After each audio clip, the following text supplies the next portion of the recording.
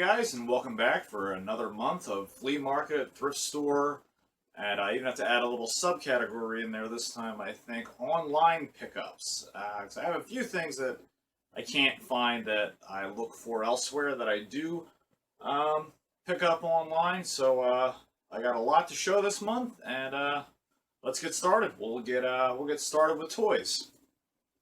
So one of the best pickups that I picked up this month is a 95% complete. This is the Panache Palace version of Voltron. Now, most people are used to seeing the die-cast metal one, but this was an actual earlier model of Voltron that came out. Same Lion Force Voltron, but it was plastic and much larger. It had a big plastic castle, the Panache Palace, which is exactly what it was, which is where all of the Voltron lions reside at, as well as the members of Team Voltron. And I have 3 of the figures I already had, and the only thing that this is missing, I have the weapons in another bag that I actually got with my die-cast Voltron. Some of the clear shells are missing, but still, this is like, even in this condition, when I got it with all of the shells missing, and I paid $1 extra for the sword, so $6, this is like, even in this condition, it's still a $30 figure. Like, you don't find Voltron like this for just like $5. Like, a toy store that I go to, just the center black lion alone is like $15, so this was an awesome find, and I am very happy to have this guy complete, or complete enough for me, and in my collection.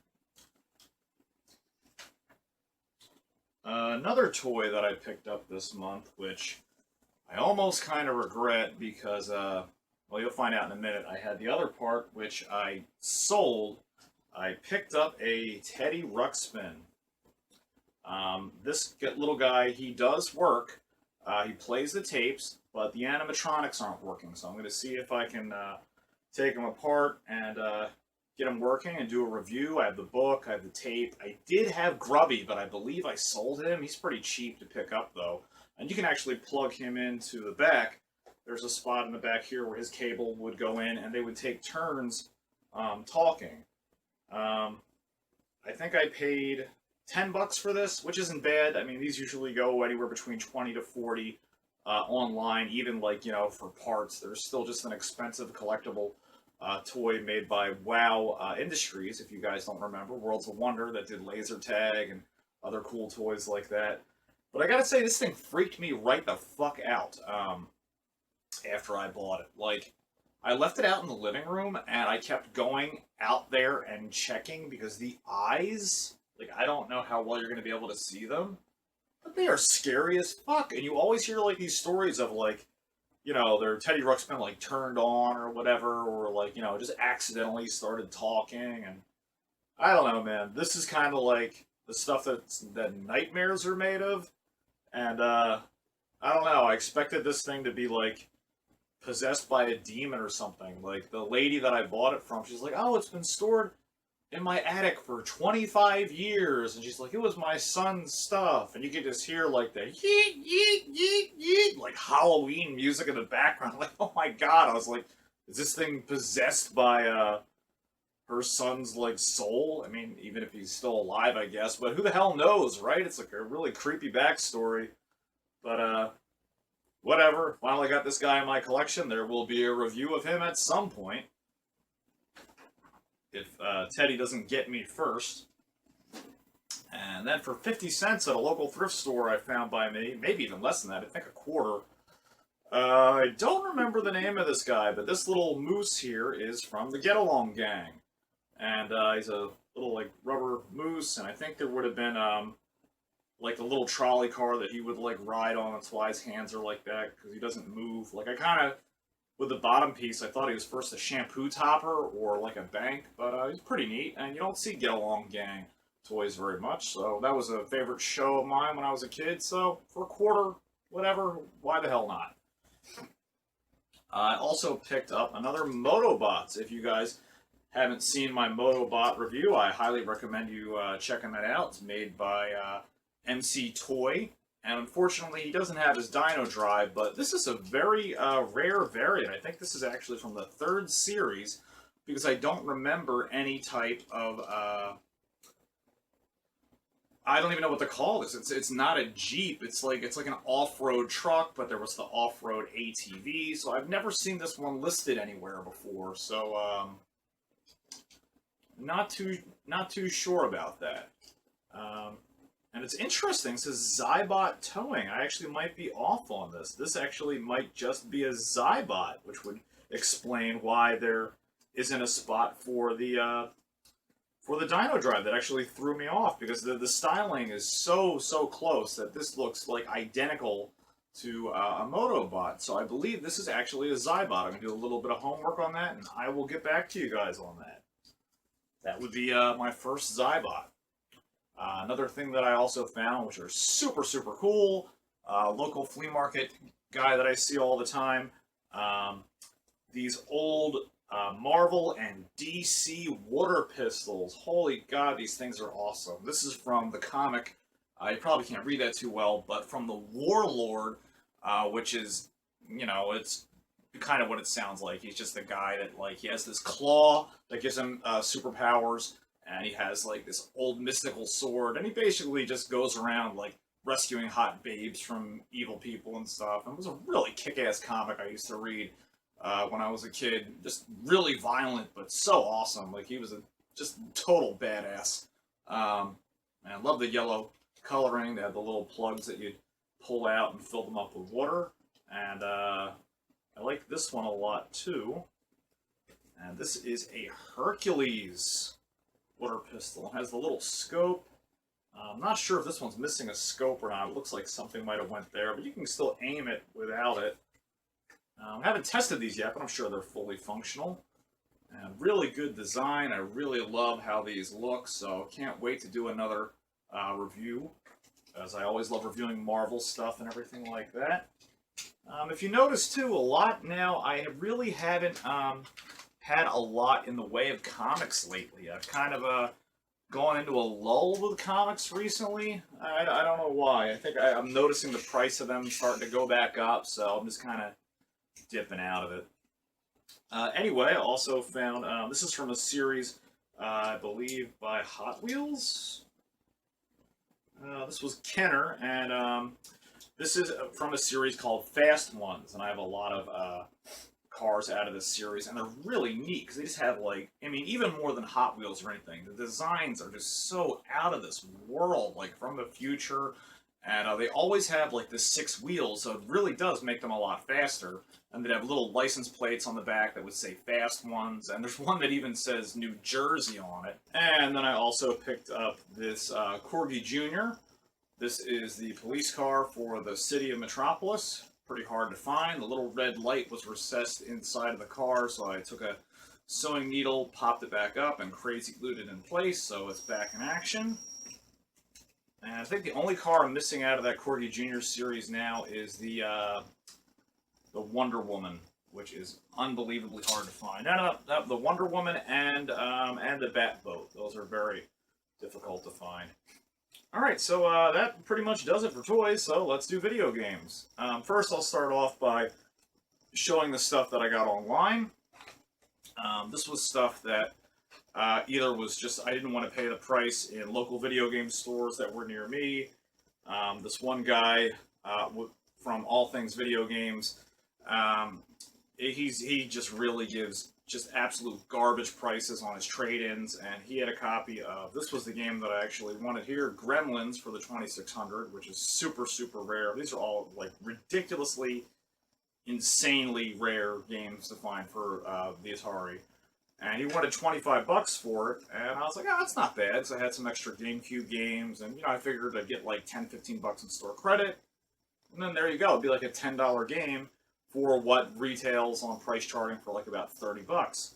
But he offered me like $3 for like 4 games and like a Game Boy Pocket, and I was like, piss off, man. I was like, this is ridiculous. Like, you're gonna make like $20 to $30 off of what I'm trading you, and you're offering me $3? Like, fuck off. That's nowhere near a fair trade price. So, you know, I really get sick and tired of hearing like video game retailers like bawl their eyes out like, oh my god, I have to pay a whole dollar for something. Like, that's ridiculous. Like, you're not selling it for a dollar, so what other company, buys their stuff that cheap and is like, oh, here, I'll give you 50 cents, and then you put it out on your shelf for like $8. So, be reasonable with people when they're trading in. Like, I know the same old story. Oh, I got a business to run. Yeah, but you don't have to be a dick. Like, if something's worth $8, give somebody $2 or $3. Like, at least. That's just as a courtesy. That's not even cash. That's like a store credit price. So, I apologize, guys. Didn't mean to go on a rant, but hey, just like Pat the NES Punk does his scumbag seller of the week, I'm calling out my scumbag video game seller of, well, I guess for the month of August, and that will be all things video games of Woodbury, New Jersey. You need to do a better job with your customer service. So, aside from that, I also picked up Pengo for the Atari 2600. Yeah, this I paid like $16 for, by the way, so I got that like half price. Pengo I paid just about $20 for, and it goes between like 30 or 40. This is a super, super, super fun game for the 2600. So if you can find that in the wild, totally recommend picking it up. Ultra, ultra rare. And I picked up Tapper, another great classic for the 2600. This I think I also paid between 16 and 20. Goes for like 30 to 40. So really, really good prices, because you just can't find these anywhere, or where you do find them, they're just too expensive. So, great games, great pickups. Glad to add them to my collection here. And let's see here, moving right along, we'll move into PlayStation 1. So I have a ton of games to get through here. Picked up Midway Presents Arcade's Greatest Hits, the Midway Collection 2. No manual, but got that for like, I think $1.99, except it might have been on sale. I know it's got the $1.99 ticket, but they have like certain colors that are on sale a lot. Also picked up Test Drive 4. The original Colony Wars, because I had just Colony Wars Vengeance before, so glad to have the first one in my collection. This crazy, crazy game called ATV Racers, with a cheetah racing like a wolf or a fox or something. It's apparently pretty uncommon. It's not really valuable, but it's just really out there. Like what? Why are they racing ATVs? They're not even like cartoon, so you could expect that. They're like looking like normal people. Another weird game that isn't worth anything, but just, I guess, a collection filler. If I could find anything for $1, I usually pick it up. Rescue Copter. So, there's that. Nice find for $1. Twisted Metal 4. No manual, but this is a really hard game to find, because it was right before they did Twisted Metal Black, so it's kind of like the forgotten Twisted Metal series, and I freaking love the Twisted Metal series. Awesome series. WCW versus Nitro. And again, all these PS1 games, I don't think I paid over $2 for a single one of them. Rayman, really nice find. It's like a $10 to $20 game.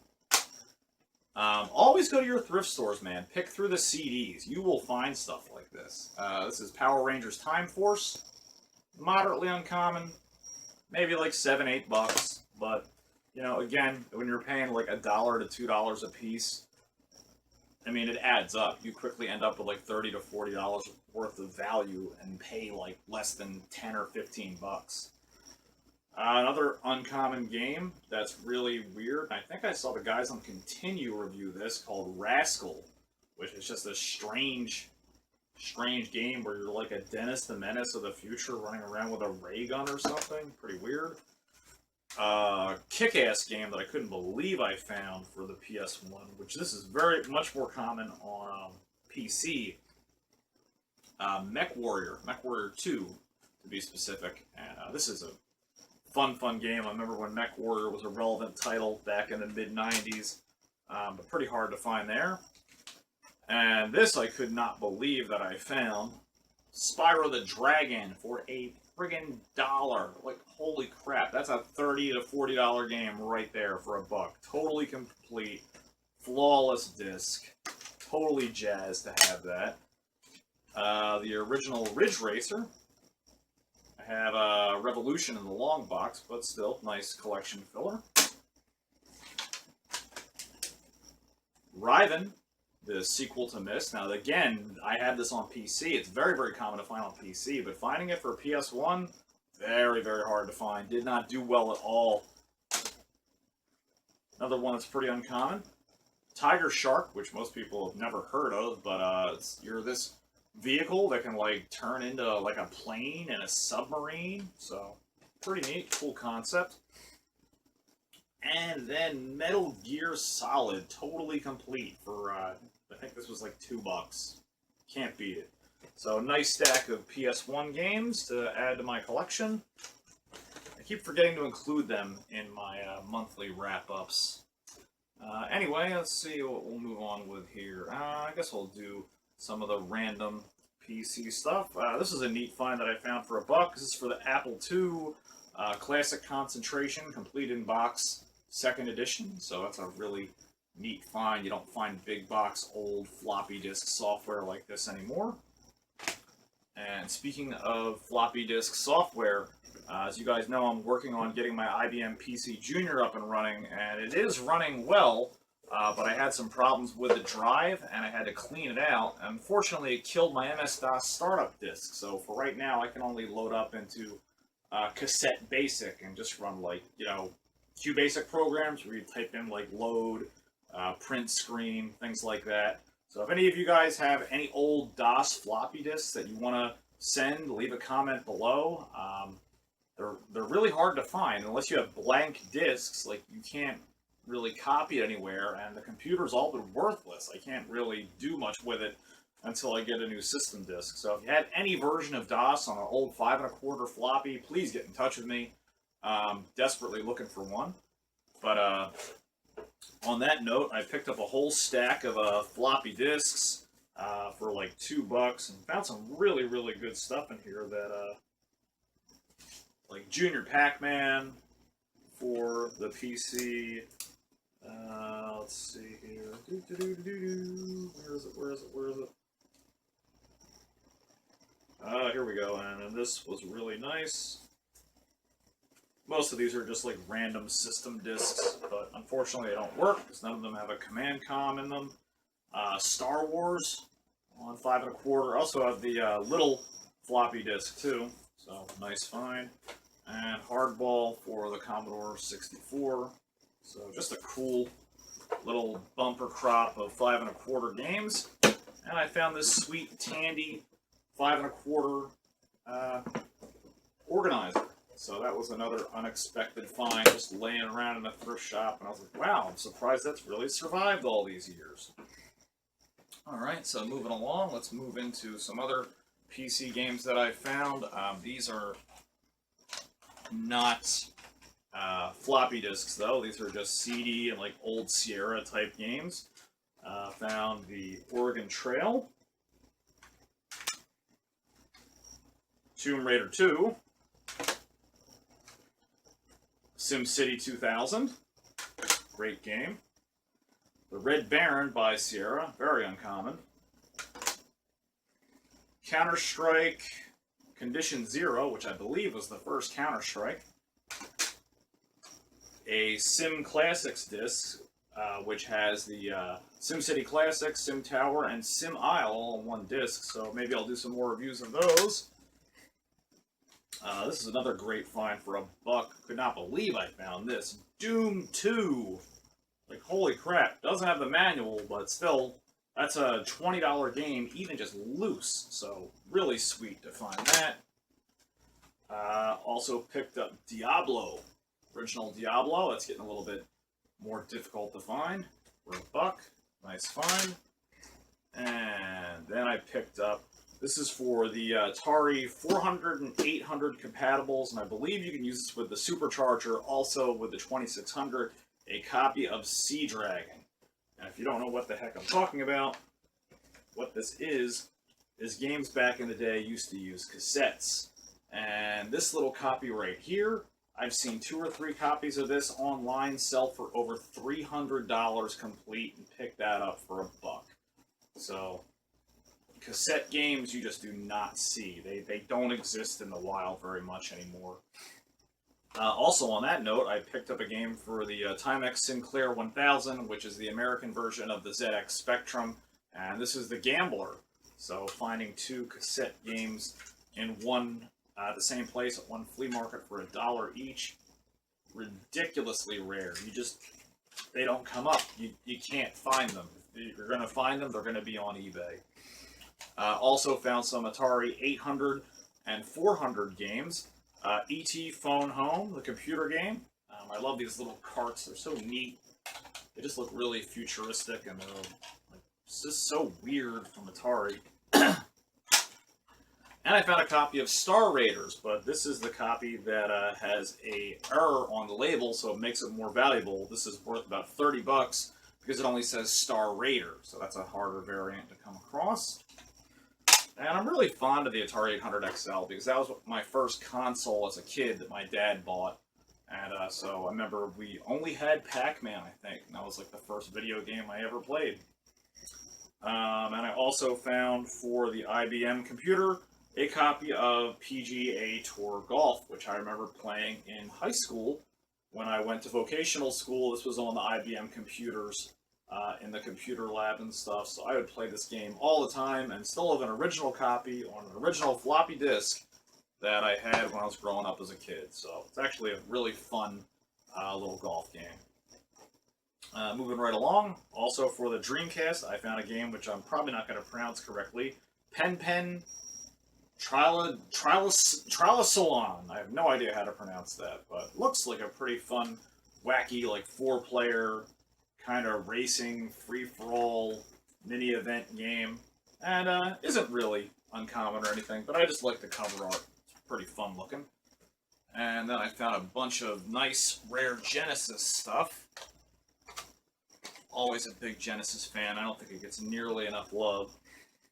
Found an exceptionally rare game, El Viento, for the Sega Genesis. This is a $40 game I picked up for like $1.50, I think, or $3. No more than $3.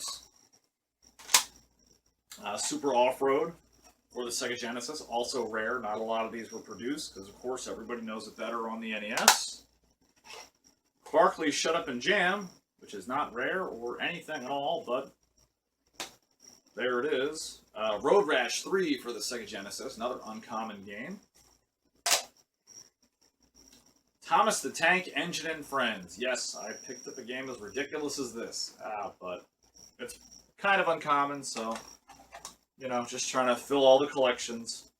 And Samurai Showdown, an all-time classic that was much, much better on the Neo Geo, but still nice to have a copy that I just dropped on the floor here for my Sega Genesis. A couple of other uncommon games as well. Picked up a complete-in-box copy of Zero Tolerance.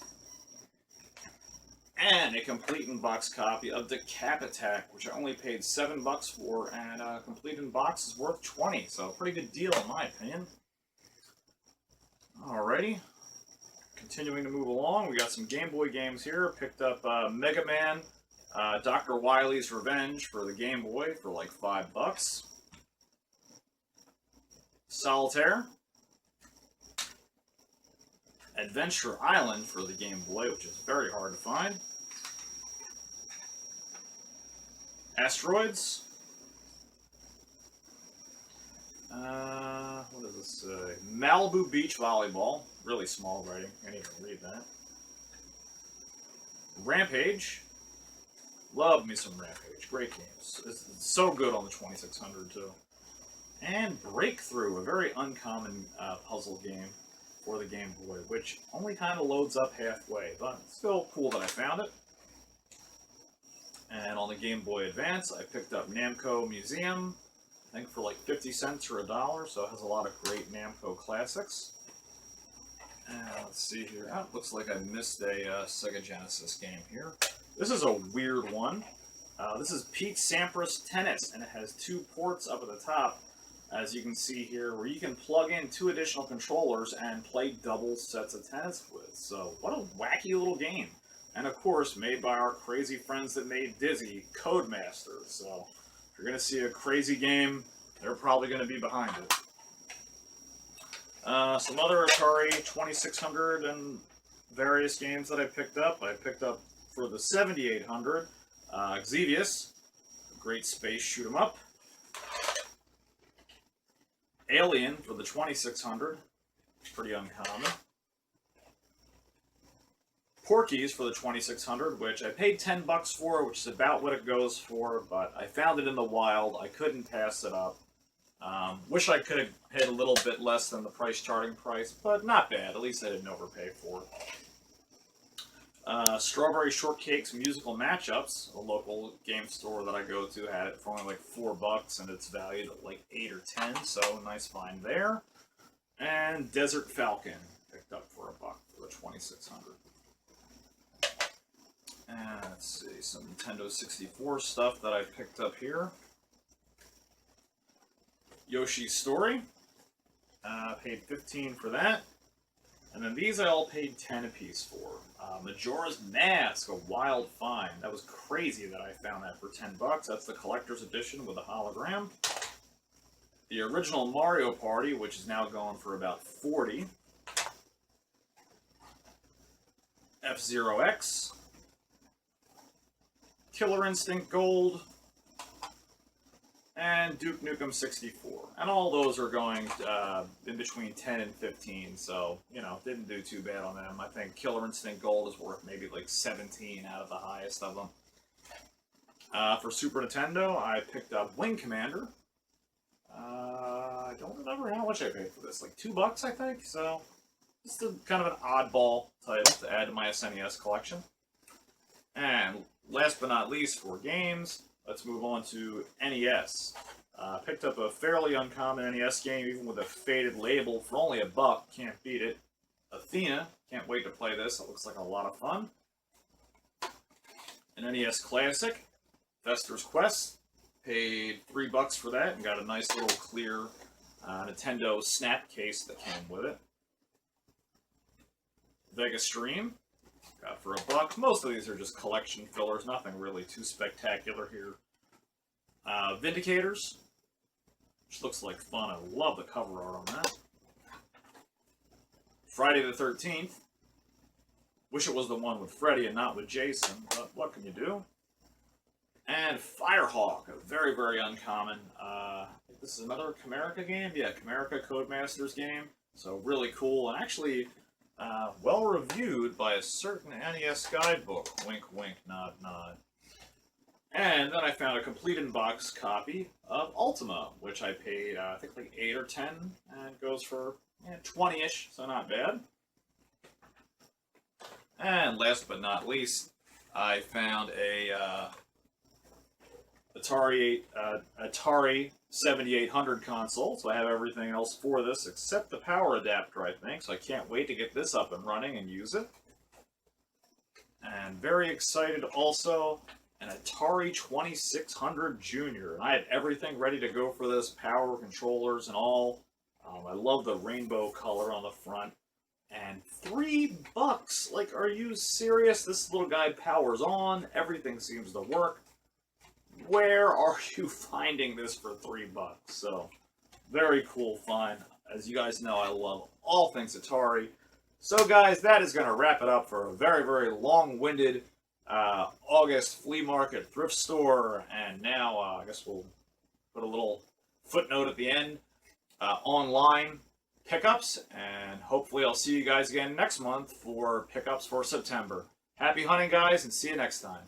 Hey guys, if you liked the video that you just watched, go ahead and hit that subscribe button down below. And if you do the Facebook or Twitter thing, follow me at #KimioRetro. See you next time.